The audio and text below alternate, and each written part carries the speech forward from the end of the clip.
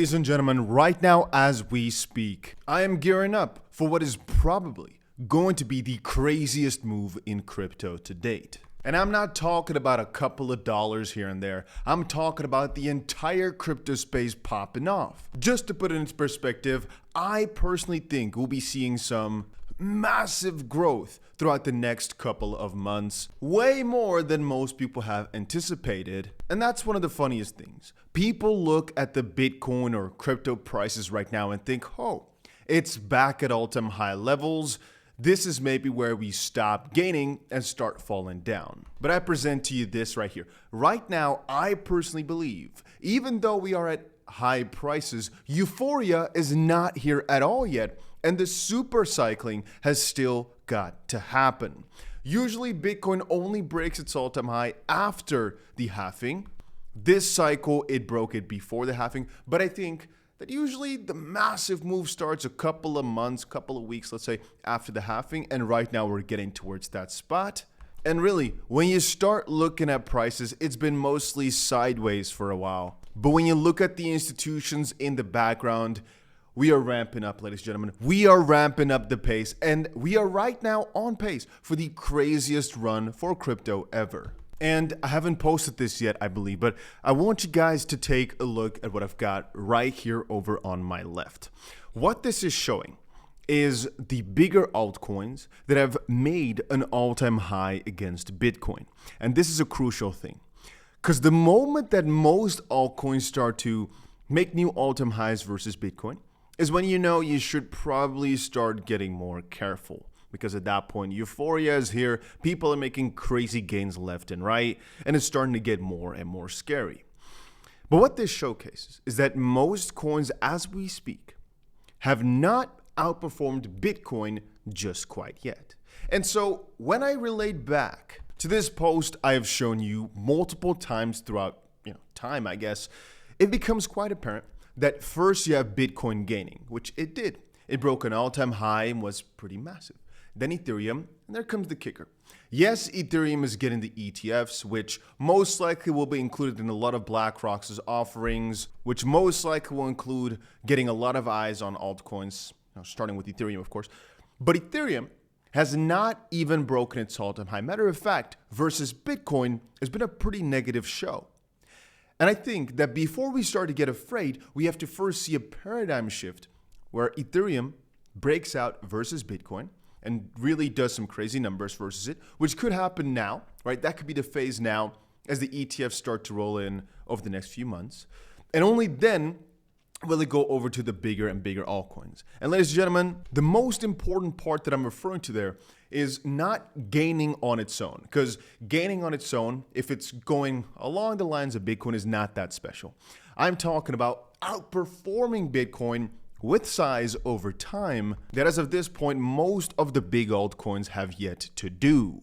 So once more, if you don't know, this /BTC mark means render might have gone from $1 to $10, but if Bitcoin in the same time span also did a 10x, they'd be equal. It's only if render outperformed Bitcoin that it's in this little list, which it did. Same for TRB, same for Injective, same for Acer, SSV, AGX, TWT, and BNB. But a lot of our top altcoins are not here yet, which do mark, I guess, a top in a crypto bull market, which again, we've not seen just quite yet. One thing I did want to also bring up though was something quite interesting to me.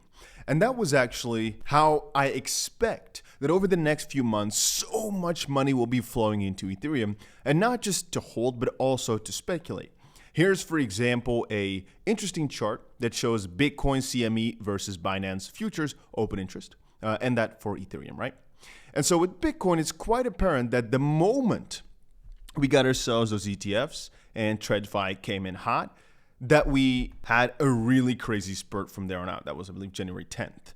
So right there. They're signifying here that TradFi came in slightly before that. Perhaps it's in different approvals. Not exactly sure. Maybe that was when things got approved, and here is when it started going live on January 10th. I don't quite remember. What I do know, though, is that right here is the line now relative on Ethereum. And I do believe that just extrapolating this throughout the next few months, indeed, The main institutions have been speculating on Bitcoin, sure, but they're looking for the next big thing. And as we look at some of BlackRock's statements of tokenizing everything, we look at that post that showed you guys yesterday of the Financial Committee, also, I guess, holding a little hearing here about next generation infrastructure, how to tokenize real world assets, something along those lines. Yeah. Things could get juicy here. And again, I'm going to be honest with you. If you're asking me which sectors will be the best, RWA, AI, those two I think have an almost guarantee of being really, really good. Again, I can't give you financial advice nor actual guarantees, but those are really what I hold in highest regard for this run. RWA is what all the institutions are focusing on, and AI is what's one of the most hyped up sectors, so it just makes sense. The gaming was really massive last season, and so was like L1s, the new L2s, and DeFi partially. They're not as hot this time around. As the crazy wave of hype is not really there for them, I'm just less optimistic, mostly just on the first two I mentioned. Bitcoin ecosystem is good, but not as much in hype, even though runes are doing okay here. And I will say with all these celebrity meme coins popping up, that it's not actually, and people laugh at me for this, but it's not actually a bad time to also play around with some memes here and there, because many of them do seem to do really well in this time span.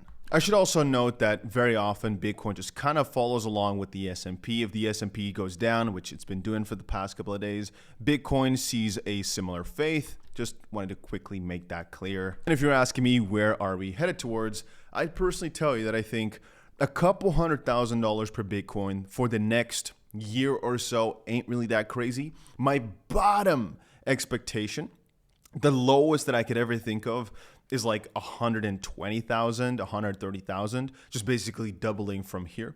But I personally think tripling from here is quite a medium expectation, and more than that is very, very likely still. And if Bitcoin triples, that means that altcoins, for the most part, will do at least a 6x. And the lower, of course, on the rankings you go, the crazier the numbers will be. Let me again remind you that many of these coins are still very, very far away from its all-time high. And so, I'm surprised by the idea that if some of these coins go back to their all-time high, for example, for XRP, let's call that an 8x, right? From there on, it is very much expected to still triple or quadruple or so from that point even.